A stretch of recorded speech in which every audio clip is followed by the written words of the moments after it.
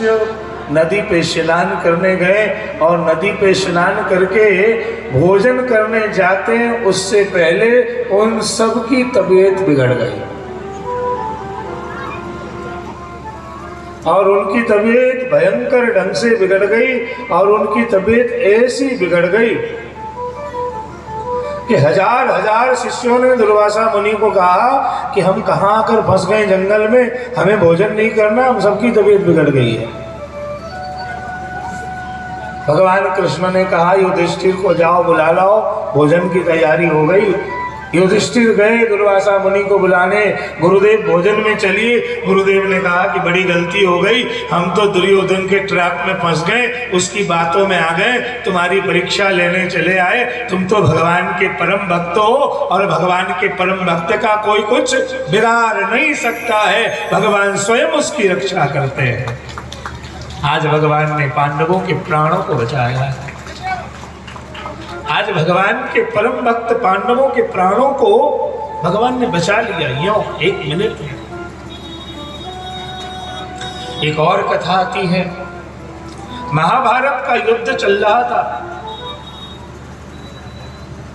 और महाभारत के युद्ध में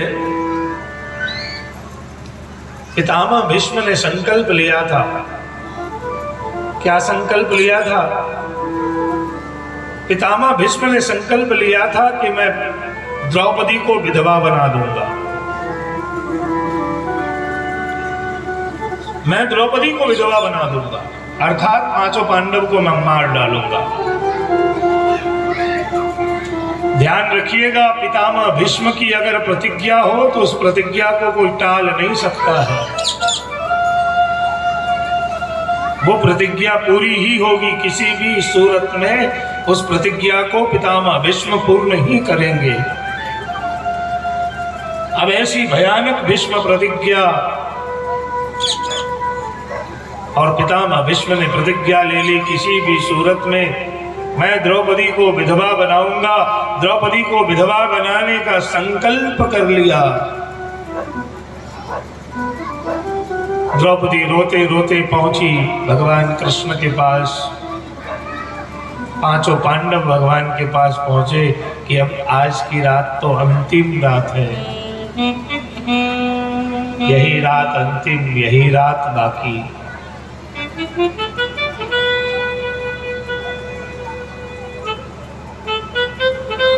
यही रात अंतिम रात है। इस समय होते होते शंख बजेगा, युद्ध के मैदान में जाएंगे और पितामह भीष्म की निगाहें इन 500 पांडवों पे है। लेकिन जो भगवान का भक्त होता है ना, उसका कोई कुछ भगवान को इस बात की जानकारी हो गई थी। भगवान ने कहा चिंता मत करो। भगवान ने द्रौपदी को बुलाया कि द्रौपदी एक काम करेगी तो? बोले ठीक है भगवान, बोलो। बोले रोज सुबह 4 बजे दुर्योधन की पत्नी विंध्यावली पितामह भीष्म के पास जाती है आशीर्वाद लेने, और पितामह भीष्म दुर्योधन की पत्नी को अखंड सौभाग्यवती भव का आशीर्वाद देते हैं, अखंड सौभाग्यवती होने का आशीर्वाद देते हैं। और ये जो अखंड सौभाग्यवती होने का आशीर्वाद है वो दुर्योधन की पत्नी को प्राप्त है। वो रोज सुबह सुबह 4 बजे जाती है। अगर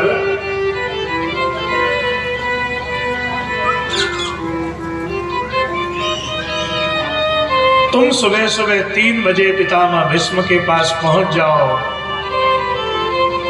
तो शायद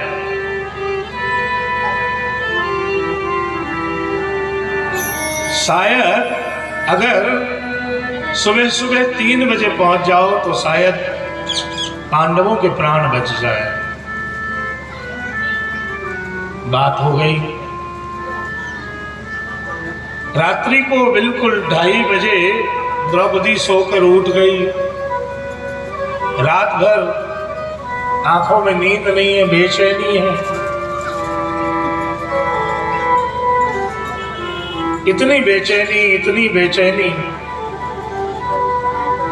क्योंकि सुबह होते होते पांडवों का वध हो जाएगा। द्रौपदी 2:30 बजे भगवान के पास पहुंची। भगवान काली कांवरिया ओढ़े सो रहे थे। भगवान ने बोला द्रौपदी घूंघट कर ले। द्रौपदी ने घूंघट कर लिया। भगवान उसके साथ चलने लग गए। द्रौपदी चप्पल उतारना भूल गई थी। भगवान ने कहा अरे चप्पल देखकर तो सैनिक पहचान जाएंगे। तब भगवान ने द्रौपदी के चप्पल को अपने हाथ में लिया। सोचिए साहब, अपन मंदिर में बाहर चप्पल उतारते हैं और भगवान ने द्रौपदी के चप्पल को लेकर सिर पे रख लिया और द्रौपदी भगवान के पीछे पीछे जा रही है। भगवान ने कहा कि बिल्कुल घूंघट कर ले, जाकर के प्रणाम करना, आशीर्वाद देंगे, दोबारा प्रणाम करना, फिर आशीर्वाद देंगे, तब घूंघट हटा के मुखड़ा भी दिखा देना।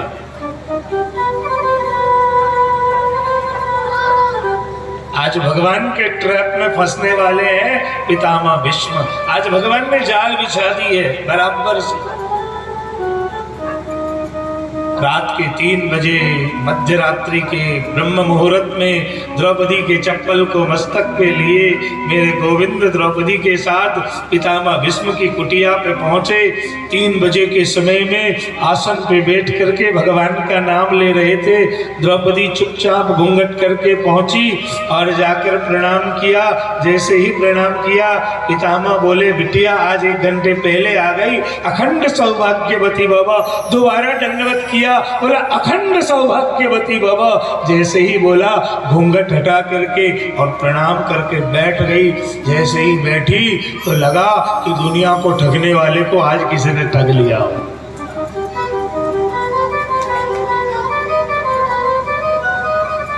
इतनी बड़ी प्रतिज्ञा की थी, द्रौपदी को विधवा बनाऊंगा, और उसी द्रौपदी को भी आशीर्वाद दिया अखंड सौभाग्यवती बाबा। अब तो आज बिल्कुल जाल में फंस गए पितामह भीष्म। पितामह बोले बिटिया द्रौपदी तू अकेली तो नहीं आई होगी, बता तेरे साथ कौन है। और ब्रह्म मुहूर्त का समय हमारे यशोदा मैया के लाडले कन्हैया जी, द्रौपदी जब कुटिया में गई, उसी कुटिया के बाहर द्रौपदी के चप्पल को तकिया बना करके और काली कांवरिया ओढ़कर भगवान तो नींद में सो गए। भगवान तो नींद में सो गए। और कैसे नींद में है भगवान है?